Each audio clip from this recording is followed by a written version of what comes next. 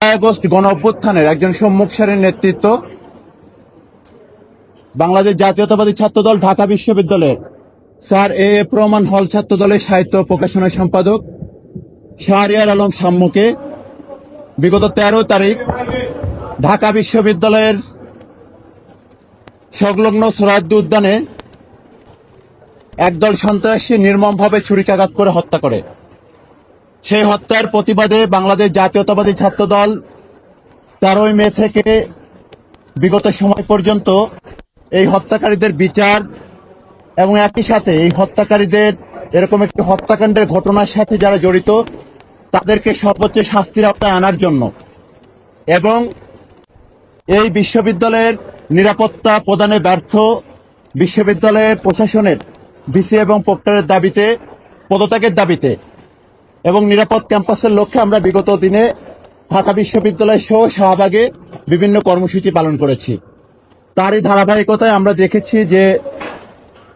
বিগত কয়েকদিন আগে ডিএমপির পক্ষ থেকে একটি সংবাদ সম্মেলন করা হয়েছিল এবং সেই সংবাদ সম্মেলনে এই হত্যাকারীদের বিষয়ে কিছু তথ্য জনসম্মুখে প্রকাশ করা হয়। সেই তথ্যের ভিত্তিতে এবং পরবর্তীতে বাংলাদেশ জাতীয়তাবাদী ছাত্রদলের অবস্থান জানানোর জন্যই আজকের এই সংবাদ সম্মেলনের আয়োজন করা হয়েছে। আপনারা যারা উপস্থিত হয়েছেন সকল সাংবাদিক বৃন্দকে বাংলাদেশ জাতীয়তাবাদী ছাত্রদল ঢাকা বিশ্ববিদ্যালয়ের পক্ষ থেকে শুভেচ্ছা। আমাদের মাঝে উপস্থিত আছেন বাংলাদেশ জাতীয়তাবাদী ছাত্রদল ঢাকা বিশ্ববিদ্যালয়ের সংগ্রামী সভাপতি গণেশচন্দ্র রায় সাহস, সিনিয়র সহসভাপতি মাসুম বিল্লাহ, সহসভাপতি আনিসুর রহমান খন্দকার অনিক, সিনিয়র যুগ্ম সাধারণ সম্পাদক নাসির উদ্দিন শাওন, যুগ্ম সাধারণ সম্পাদক শামীম আক্তার শুভ, সাংগঠনিক সম্পাদক মোয়াল্লাম ফারাহ ইমন সহ সহসভাপতিবৃন্দ, যুগ্ম সাধারণ সম্পাদক বৃন্দ, এছাড়া বিশ্ববিদ্যালয়ের অন্যান্য নেতৃবৃন্দ উপস্থিত রয়েছেন। প্রিয় সাংবাদিক বৃন্দ, আপনারা অবগত আছেন বিগত 1.5 দশক ধরে দীর্ঘ দুঃশাসনের জাতাকলে নিষ্পেষিত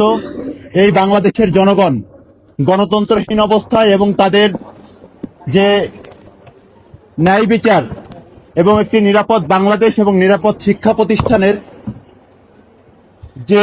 অবস্থান ছিল সেটি কোনোভাবেই এদেশের সাধারণ জনগণের 1971 সালের মহান স্বাধীনতার যে চেতনা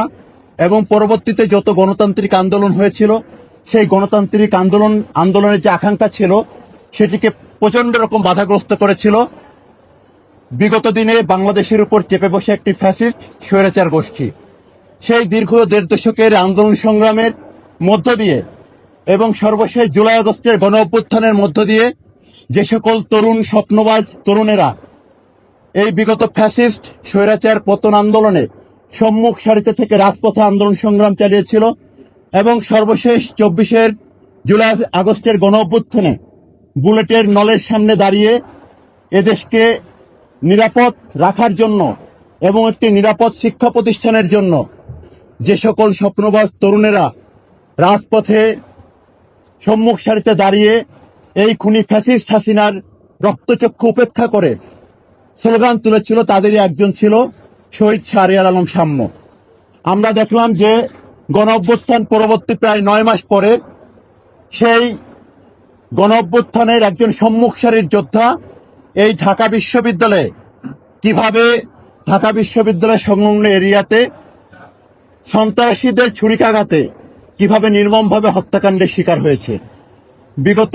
15 বছরে আমরা দেখেছি ঢাকা বিশ্ববিদ্যালয় কিংবা তার সংশ্লিষ্ট এরিয়াতে ঢাকা বিশ্ববিদ্যালয়ের কোনো শিক্ষার্থীদেরকে হত্যাকাণ্ডের শিকার হতে হয়নি, কিন্তু আমরা দেখলাম যে নিরাপদ ক্যাম্পাস বিনির্মাণের লক্ষ্যে আমরা দীর্ঘদিন ধরে আন্দোলন সংগ্রাম করেছিলাম। সেই গণ অভ্যুত্থান পরবর্তী সময়ে এই ক্যাম্পাস সংলগ্ন এরিয়াতে আমাদের একজন সহযোদ্ধা একজন নেতৃত্বকে আমরা একজন সন্ত্রাসীর মাধ্যমে কতিপয় সন্ত্রাসীদের ছুরিকাঘাতের মাধ্যমে তাকে আমাদের শেষ বিদায় জানাতে হয়েছে।